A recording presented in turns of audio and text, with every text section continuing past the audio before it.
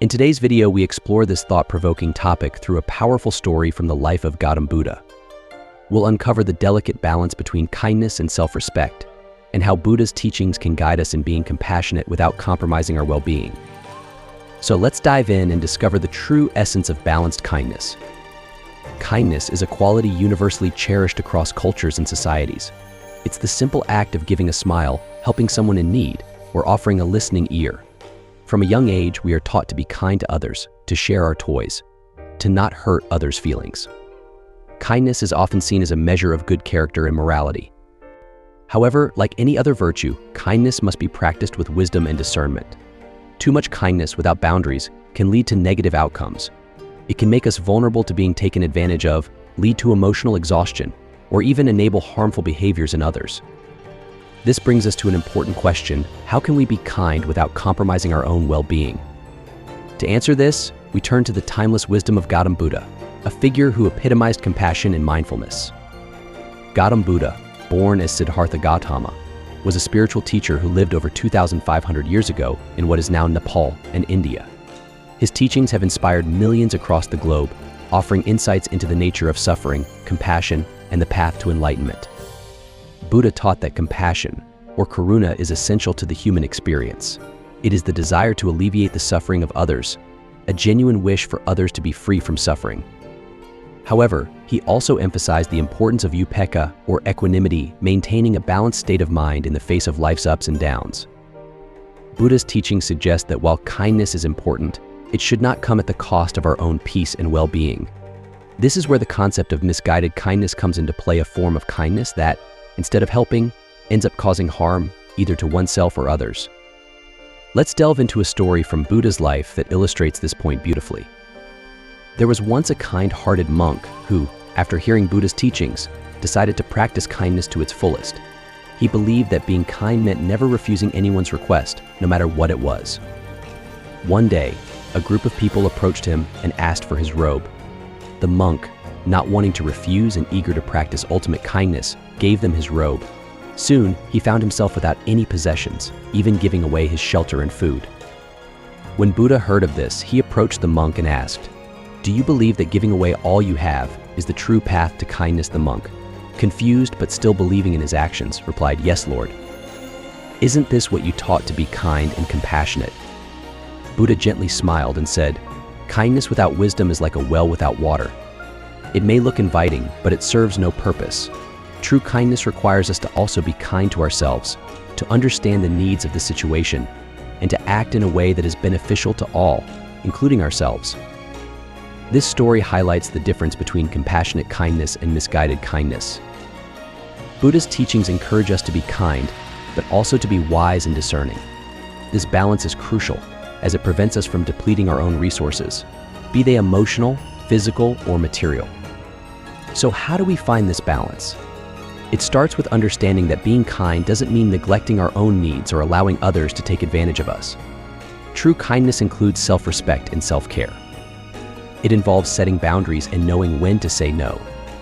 Consider this: imagine a friend constantly asking for favors, knowing you have a hard time refusing. Initially, you may help out of kindness, but over time, this can lead to resentment, exhaustion, and a strained relationship.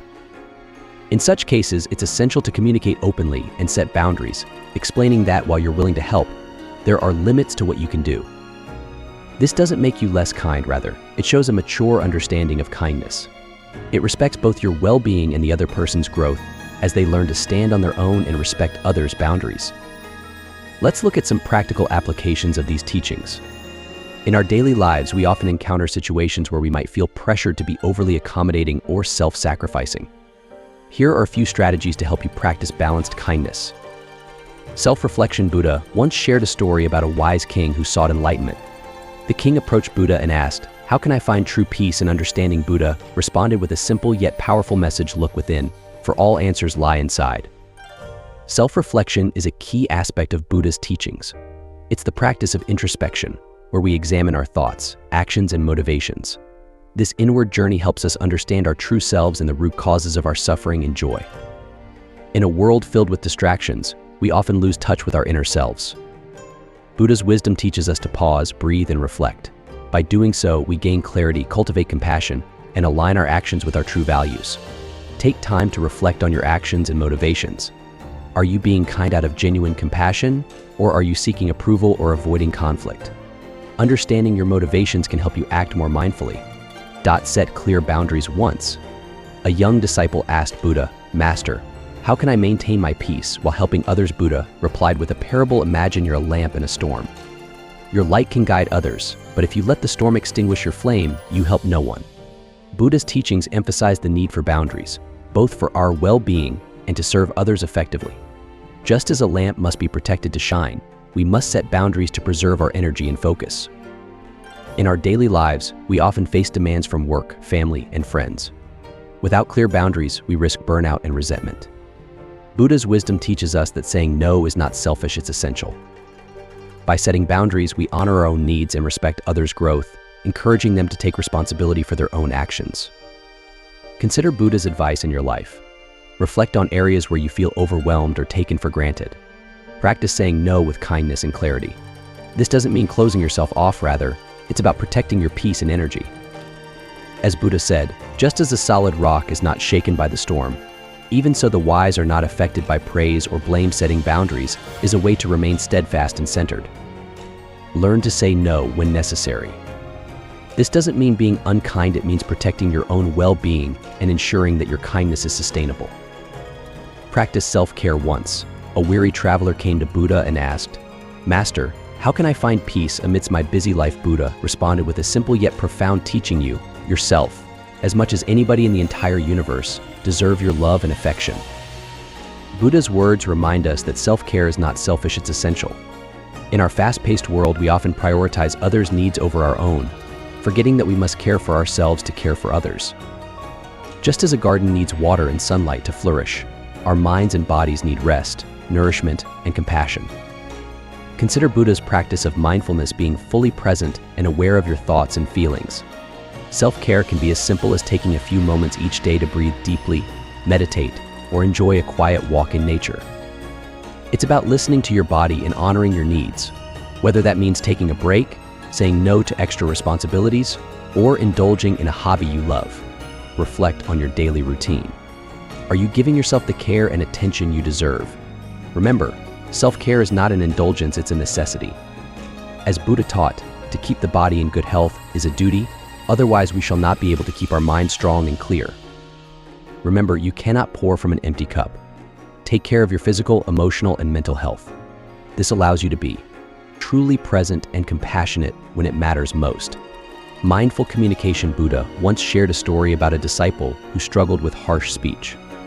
The disciple asked, "Master, how can I speak in a way that brings peace?" Buddha replied, "Speak only the words that do not harm others, and that are beneficial, and that are pleasing to the ear." This simple yet profound guidance emphasizes the power of words.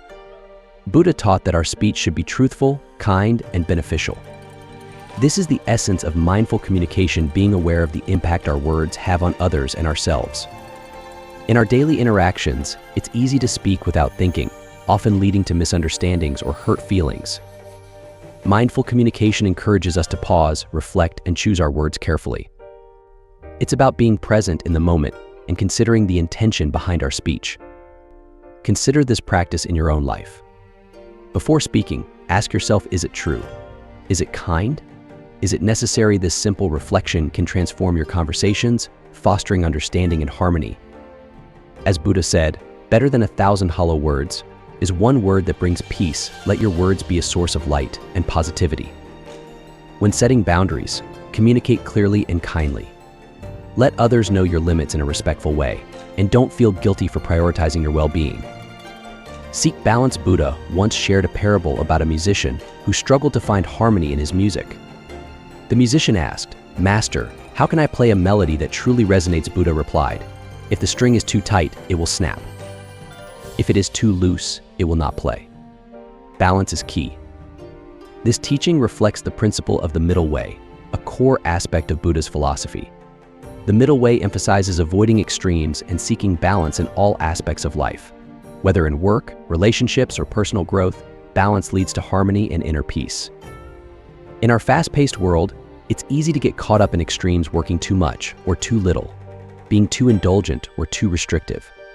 Buddha's wisdom reminds us to find a middle ground where we can live in moderation and mindfulness. Consider how balance plays a role in your life. Are there areas where you feel out of sync, perhaps overextending yourself or neglecting your needs? Reflect on ways to bring more balance into your daily routine, such as setting boundaries, prioritizing self-care, and practicing mindfulness. As Buddha said, in all things, balance is the key. By seeking balance, we create a foundation for a fulfilling and peaceful life. Strive to balance your kindness with wisdom. Understand that sometimes the most compassionate thing you can do is to step back and allow others to grow, even if it means not fulfilling every request or demand. In conclusion, the teachings of Gautam Buddha remind us that true kindness is not just about giving to others, but also about taking care of ourselves. It's about being compassionate and empathetic, while also being wise and discerning. By setting healthy boundaries and practicing self-care, we can ensure that our kindness is sustainable and truly beneficial. As you go about your day, I encourage you to reflect on your own experiences with kindness. Are there areas where you might be giving too much at the expense of your well-being? How can you incorporate the wisdom of Buddha's teachings into your life to practice a more balanced kindness? Thank you for joining us on this journey of discovery.